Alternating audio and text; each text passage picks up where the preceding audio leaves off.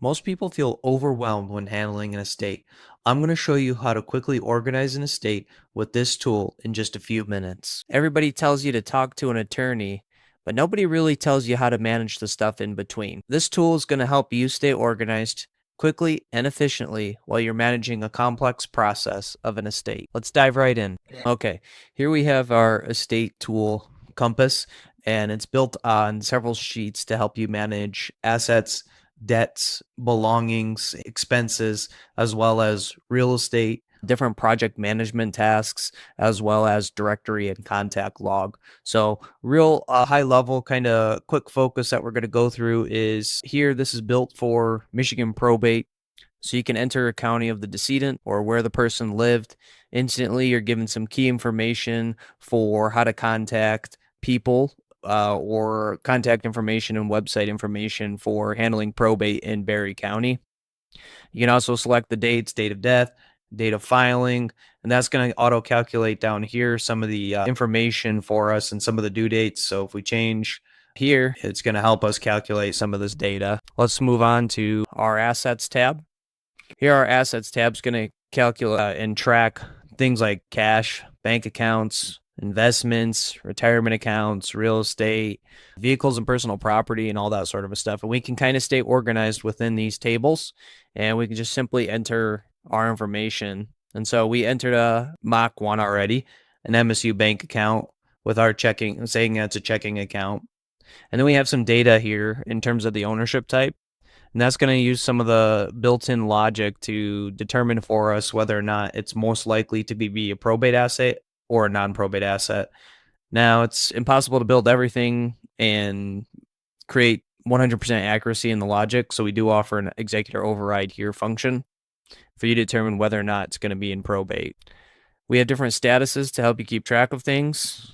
Green, if you complete the account, then it's going to turn green, and you understand that there's nothing left to do with it.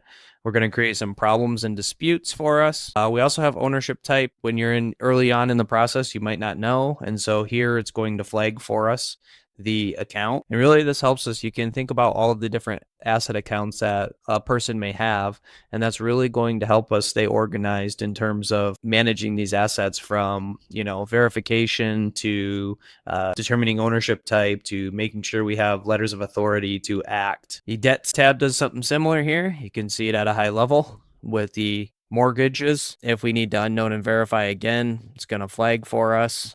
If we, create some more problems and disputes, part of the process of managing debts inside of an estate is understanding known versus unknown, as well as people that make claims against the estate. And so we have a claim status that helps us understand that we need some more verification, and it helps us to do research in order to ensure that this is actually a verified and true claim against the estate. Unfortunately, there are scammers out there and different places or different companies that will try to make a claim against the estate that may be false or an inaccurate claim against the estate.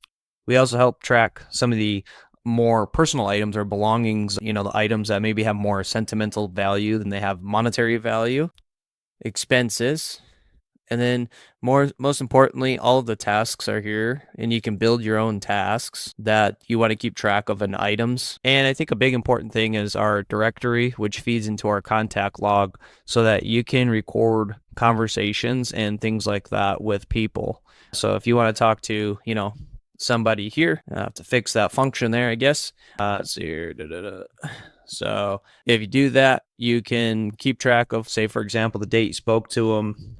You want to talk to them about listing the property. And, if you filled out your assets tabs and functions, you can tie it into an asset or a debt tab. So this is extremely helpful, if you're trying to remember who you talked to about what they last said and those sorts of things, because you can record that in the notes and everything like that. So yeah, that's a quick high-level overview of how to, stay organized in just a few minutes when managing